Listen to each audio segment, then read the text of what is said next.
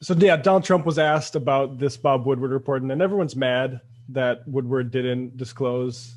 I think As they should be. They should be, but I think anybody who's listened to this show and knows Sam's history with Bob Woodward understands that not really out of character for Woodward. He's a businessman.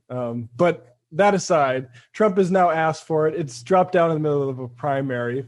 Frankly, that's also a use for it, as far as I'm concerned. It's not an ethical use for it, but I think we should definitely make hay out of it now, because it is true that Trump said, I'm trying to downplay it a little bit because I don't want people to get panicked.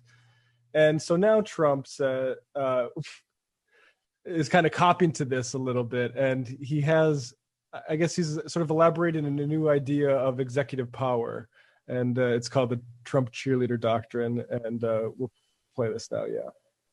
Question? So, having spoken to these candidates, can you address the concerns from the Woodward book in regards to whether did you mislead the public by saying that you downplayed the coronavirus and that you repeatedly did that in order to reduce panic? Did you mislead the public? Well, I think if you said in order to reduce panic, perhaps that's so. The fact is I'm a cheerleader for this country. I love our country. And I don't want people to be frightened. I don't want to create panic, as you say. And certainly I'm not going to drive this country or the world into a frenzy. We want to show confidence. We want to show strength. We want to show strength as a nation. And that's what I've done. And we've done very well. We've done well from any standard. You look at our numbers compared to other countries, other parts of the world. It's been an amazing job that we've done, I think. Yeah. On the coronavirus, America has gotten an F for fantastic. Yeah. Once you put aside the deaths, as Ross Douthat says, once you put aside just the raw number of deaths, it's not so bad. Sam said yesterday, though, there's one panic that Trump is truthfully talking about that he doesn't want to cause, and that is a financial panic. Mm-hmm. All other kinds of panic he thrives off of, obviously, right? Like what was the racial panic? Yeah, exactly. Mainly Gender racial panic. Yeah, he opened up his campaign with saying Mexican rapists are crossing over our borders, seeping into our very fabric of society. I mean, come on, like this guy lives off of this stuff. Like it's his entire message. That's how he got elected. But I mean, it's all about panic. No, now he's just doing the power of positive thinking. It's like The Secret, you wish hard enough and the bad thing goes away. You manifest it, people.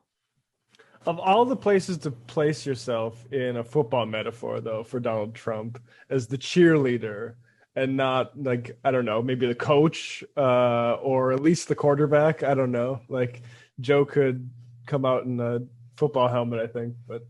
Right. Yeah. Yeah. It's, yeah. That might make people think about CTE, but and going to going to your point earlier about Bob Woodward, I saw a lot of people harping on the idea that why wouldn't he come out and say this? And then I also saw people say, "Oh, come on, it's not like we didn't know that Trump is this person, of course." And this is how I think. Like this obviously isn't telling us anything new about Trump. Like we know that he is a liar, and we know that even if this information came out, he would just deny it anyway. He lies about things he says days before. Mm-hmm. But the point, though, in calling Bob Woodward out for doing this is because not to criticize people's reactions to how things with Trump could have been different, but how just to criticize Bob Woodward for doing that, like for holding this stuff. Like it's just ridiculous that you would call yourself a journalist and hold this sort of thing. Whether or not it changes anything, it isn't the point. Your job as a journalist is to get this news out to people, whether it does whatever you intended to do or not. I mean, I mean, look, I think the truth is like people's approval of both Woodward and Trump should go down after this. And as long as that happens, then it's all good.